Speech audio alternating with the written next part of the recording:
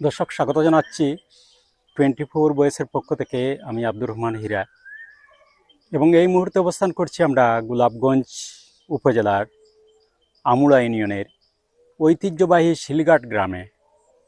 এবং শিলঘাট গ্রামের ঐতিহ্যবাহী একটি বাড়িতে আমরা অবস্থান করছি, যে বাড়ি একটি ইতিহাস।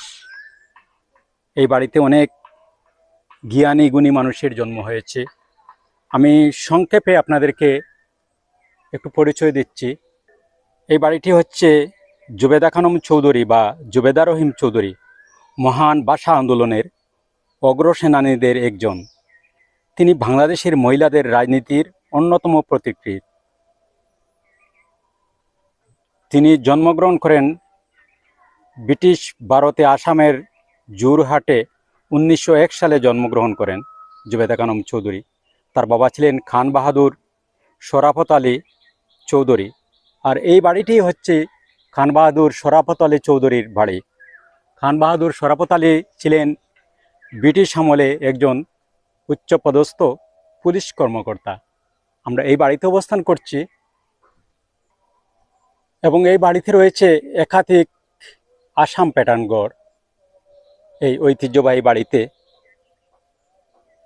এই বাড়ির গুণগান বলে শেষ করা যাবে না। অনেক গুণী জ্ঞানী মানুষের জন্ম হয়েছে এই বাড়িতে। আমরা সংক্ষেপে শুধুমাত্র দুজন মানুষের নামে বলছি। আর বিশেষ করে আমরা আজকে যে কাজটি করছি সেটি হচ্ছে এই আসাম প্যাটার্ন দুটি ঘর রয়েছে এই বাড়িতে। এই দুটি ঘর আপনাদেরকে আমরা দেখাবো। পরবর্তীতে আমরা এই বাড়ির পুরো ইতিহাস আপনাদের মাঝে আবারও তুলে ধরব। দর্শক, আমরা সিলেটের ইতিহাস ঐতিহ্য তুলে ধরার চেষ্টা করছি। তারই ধারাবাহিকতায় আজকে আমরা ঐতিহ্যবাহী গোলাপগঞ্জ উপজেলার আমুলা ইউনিয়নের 9 নম্বর ওয়ার্ডে ঐতিহ্যবাহী শিলঘাট গ্রামের ঐতিহ্যবাহী বাড়িতে আমরা অবস্থান করছি। এই দেখুন, এই হচ্ছে বাড়ির ঠঙ্গিঘর। শতবর্ষী ঠঙ্গিঘরটি আপনাদেরকে আমরা দেখাচ্ছি।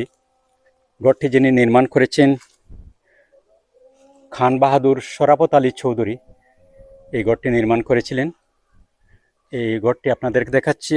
এরপরেও আরেকটি ঘর রয়েছে দৃষ্টিনন্দন ঘর, সেটিও আপনাদেরকে আমরা দেখাবো এবং আমরা জানার চেষ্টা করব বর্তমান প্রজন্মের কাছ থেকে ঘরটি কবে নির্মাণ হয়েছে এবং খান বাহাদুর সম্বন্ধেও আমরা আরও বিস্তারিত জানার চেষ্টা করব। আপনারা আমাদের সাথে থাকুন। এই হচ্ছে অসাধারণ একটি ঠঙ্গিঘর, ইতিহাস ঐতিহ্যের একেবারেই জীবন্ত সাক্ষী। এই দেখুন, আর এই হচ্ছে বাড়ির দৃশ্য। সবুজে ঘেরা বাড়িটি। আমরা বাড়ির ভিতরে প্রবেশ করব। আমরা বাড়ির ভিতরে প্রবেশ করছি।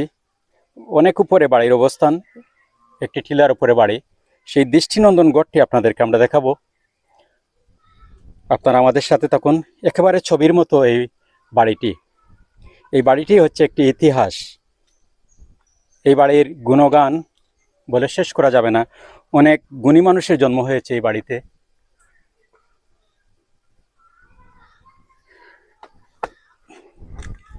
আমরা আপনাদেরকে দেখাচ্ছি এই সেই দৃষ্টিনন্দন ঘরটি।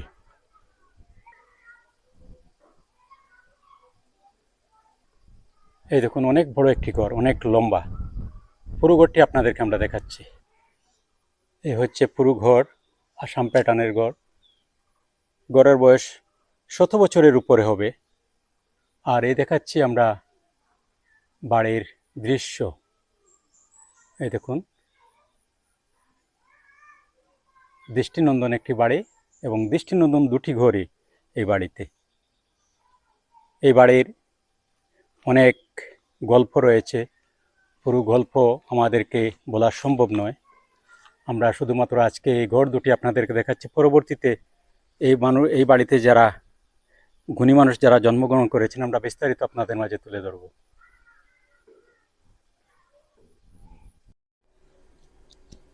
দর্শক, আমরা স্ক্রিনে যাকে দেখছি তিনি হচ্ছেন সাজেদ আহমদ চৌধুরী, খান বাহাদুর শরাফত আলী চৌধুরীর তৃতীয় প্রজন্ম।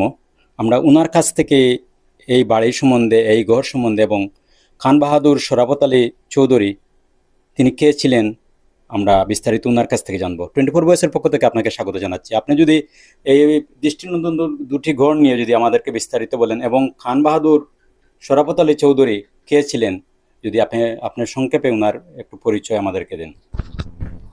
আমি সাজেদা আহমদ চৌধুরী, খান বাহাদুর শরাফত আলী চৌধুরীর ছেলের ঘরের নাতি। ওনার তৃতীয় ছেলে সালেহ আহমদ চৌধুরী আমার আব্বা। আমাদের বাড়ির উপরের গড়টা প্রায় 100 বৎসর পুরনো, আর নিচের যে বাংলো কাছারি গড়টা এটা প্রায় 150 বৎসর আগের। আমার দাদা খান বাহাদুর শরাফত আলী চৌধুরী উনি আসাম প্রদেশের নামকরা একজন তুকুর গোয়েন্দা অফিসার ছিলেন, অবসরপ্রাপ্ত ডিএসপি ছিলেন উনি। ওনার নামকরা একটা বই লিখেছিলেন আমার গত জীবন। ওই গত জীবনের মধ্যে ওনার যাবতীয় ওনার আগের যত ডিটেকটিভ কাহিনী আছে উনি বর্ণনা করে গেছেন। তার মধ্যে সবচেয়ে মানে তুকুর একটা গোয়েন্দা তথ্য আছে, আসাম সেন্ট্রাল তেজপুর পুরানো মামলা উনি উদ্ঘাটন করেছিলেন। এইসব মানে ওনার গোয়েন্দা তত্ত্বের যে যেগুলা ওনার আছিল, এই যে থেকে খান বাহাদুর টাইটেল দেওয়া হয়েছিল ওনাকে।